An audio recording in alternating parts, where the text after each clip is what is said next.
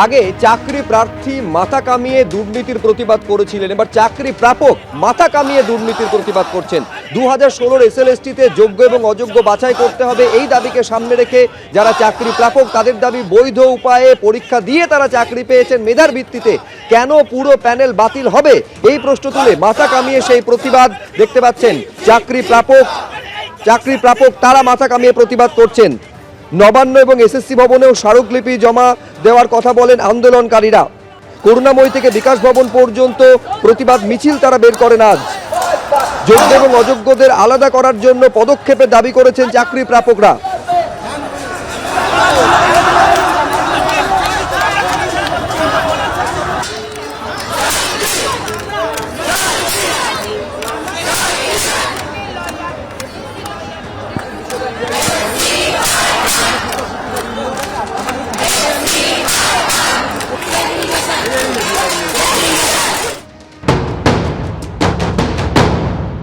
আমাদের অপরাধ একটাই অপরাধ, সেটা হচ্ছে আমরা এই যে 2016 সালে এসএলএসটি পরীক্ষা দিয়ে বৈধভাবে চাকরি পেয়েছি, এটাই আমাদের অপরাধ।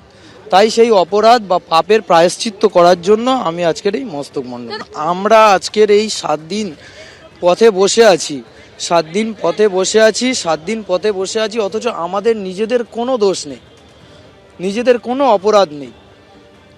তো এর জন্য সেই দায়টা আমাদেরই নিতে হচ্ছে, যোগ্য অযোগ্য দায়িত্ব করা মানে আলাদা করার দায়িত্ব তো অবশ্যই আমাদের যিনি নিয়োগ করেছেন এসএসসি, তারই দায়িত্ব যোগ্য অযোগ্য আলাদা করার দায়িত্ব।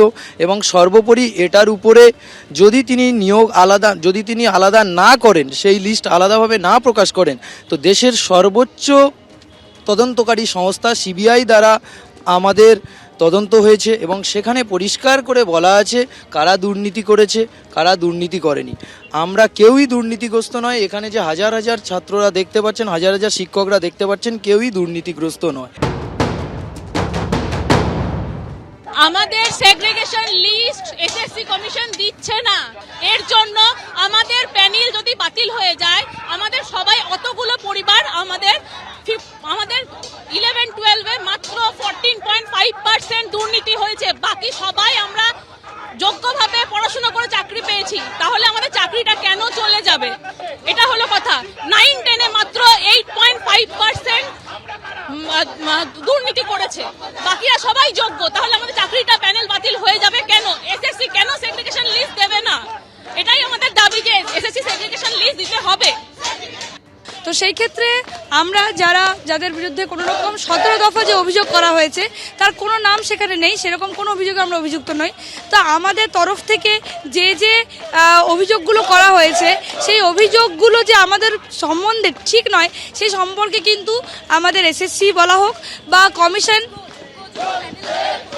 হ্যাঁ একদমই তাই, সেগ্রিগেশন চাই এবং আমাদের বিষয়ে যে সঠিক তথ্য।